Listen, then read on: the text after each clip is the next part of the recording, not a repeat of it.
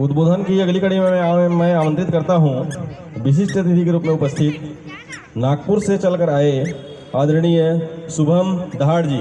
जोरदार तालियां दोस्तों।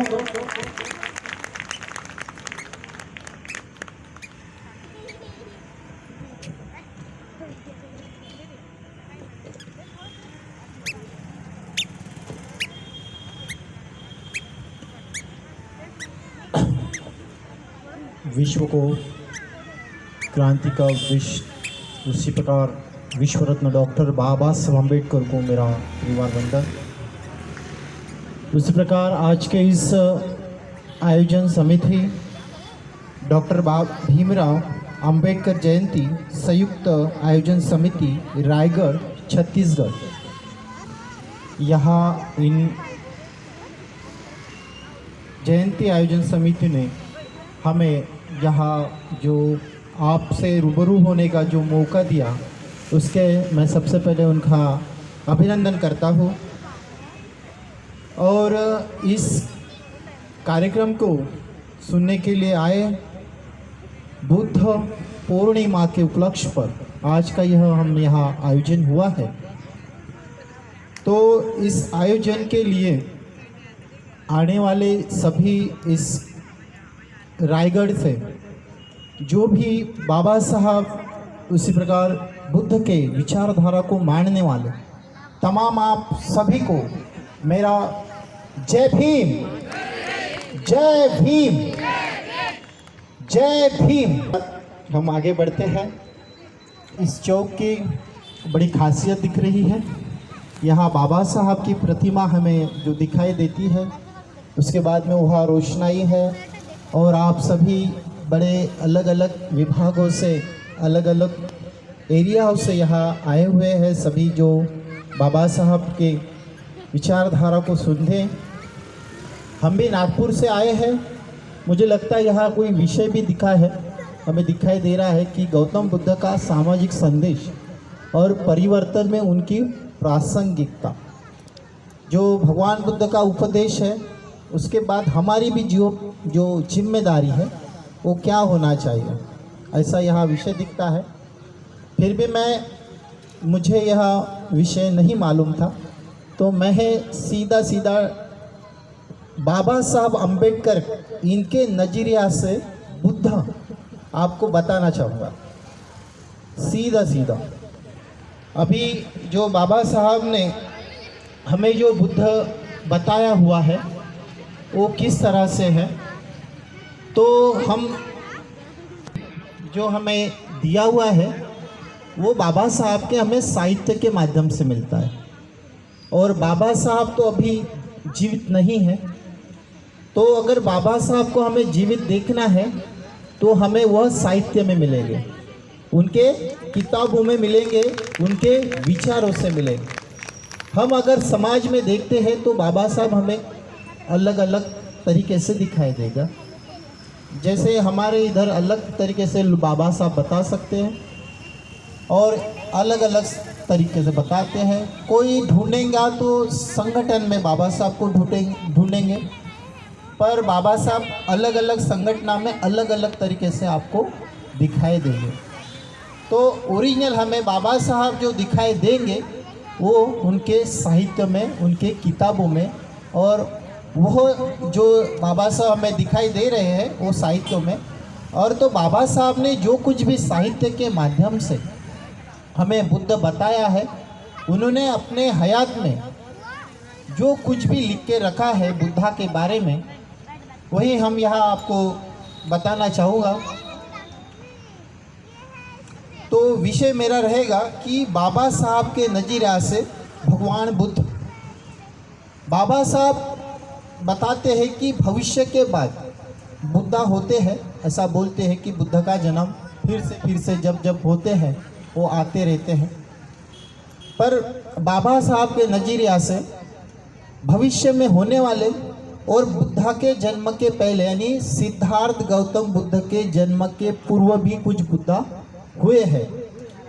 और हमें बाबा साहब जो बताते हैं वो है सिद्धार्थ गौतम बुद्ध।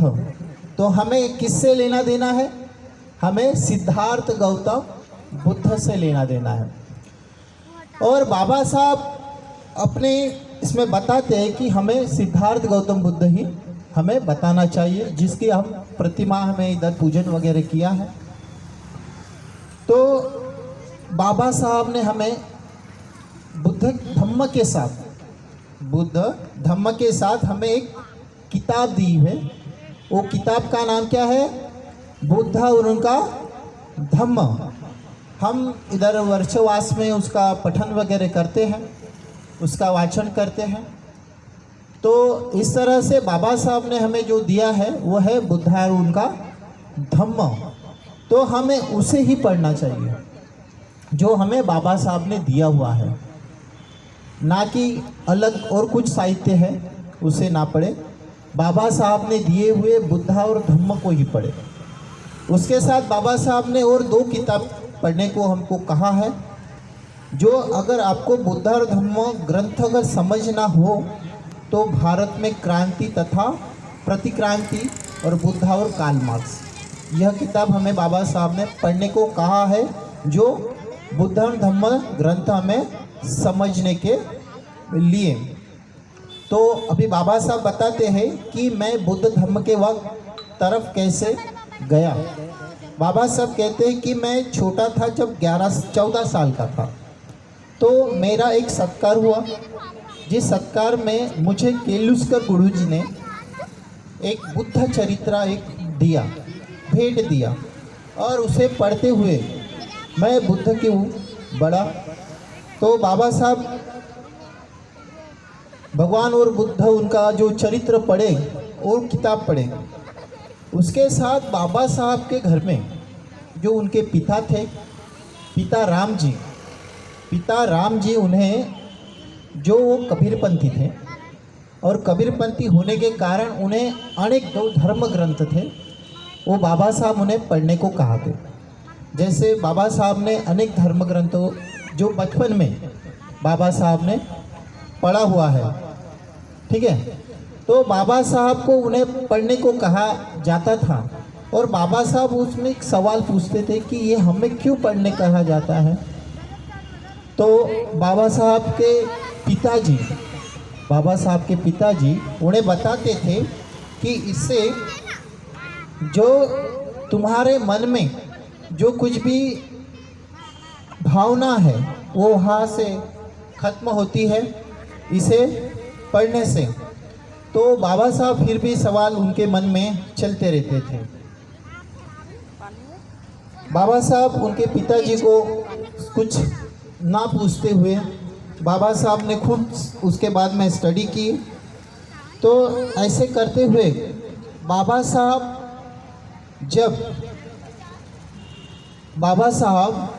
जब बुद्ध धम्म के बारे में और ज़्यादा से ज़्यादा पढ़ाई कर रहे थे, तो बाबा साहब 1951 में कहते हैं कि इस देश में अनेक पंथ के लोग, अनेक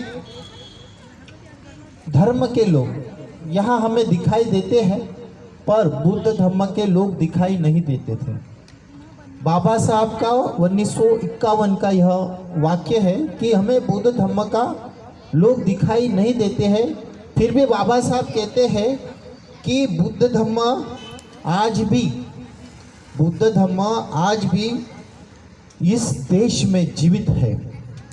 बुद्ध धम्म आज भी जीवित है।